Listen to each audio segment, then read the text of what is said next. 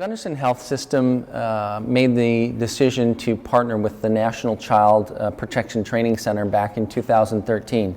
For us, having advocacy for abuse victims was nothing new to our culture. We had had a 20-year experience providing services for sexual assault and child abuse and domestic violence.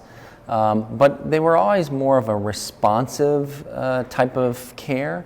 And what our partnership with the National Child Protection Training Center allowed us to do was to start to focus on prevention.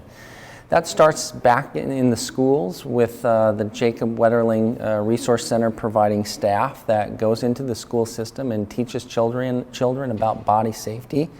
And then it progresses to working with parents and teaching parents about how to recognize the signs of child abuse and how to teach their children to be aware of risk that's there. So there's a lot of opportunity for us to partner with NCPTC in preventing abuse from happening right up front.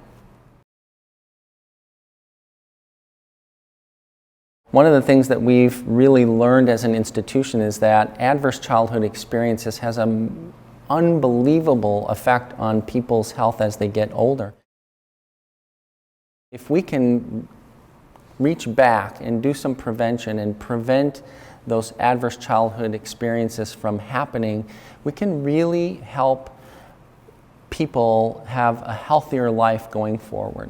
So that's really our focus. There are millions of people in our country who have experienced childhood trauma, everything from witnessing domestic violence to drug and alcohol abuse in the home, neglect, you name it. All of those experiences affect a person's ability to function as an adult, whether it's forming relationships or responding to minor injury or health issues, to even just doing things that a lot of us take for granted, like eating normally and exercising normal and keeping a healthy weight. So we've learned that these adverse childhood experiences really have an impact on that. It's an epidemic that unfortunately doesn't have a magic bullet or a magic pill that makes it go away. And so we've really learned to stop asking what's wrong with you and really start asking what happened to you, because that's where we really get to the root of the problem. We are giving parents and teachers and adults the tools to deal with these things, including our Parenting Resilient Children program.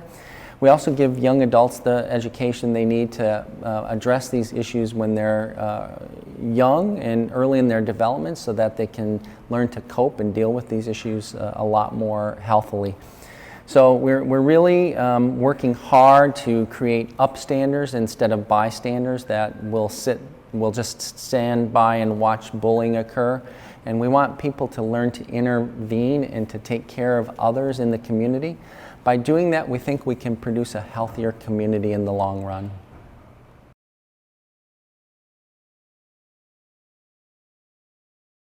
The National Child and Protection Training Center actually came to Gunderson with a national reputation, having already trained over 100,000 people in caring for people who had suffered violence or assault.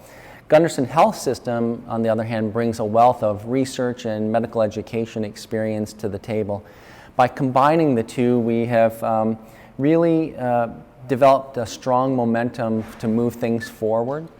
We've actually started a training program for medical students that will provide them with the tools that they need to take care of families, thousands of families over the next generation. What we'd really like to see is, or what we've really done is we've aligned all of our victim services into a service line called the Center for Violence Prevention and Intervention that can serve the needs of individuals from birth to death. And we really feel that that will allow us to be the national and international leader in this type of training. We are routinely being asked by our federal government and others, including Saudi Arabia, Colombia, Japan, and Russia, to provide training so that they can model systems after the one that we've already created.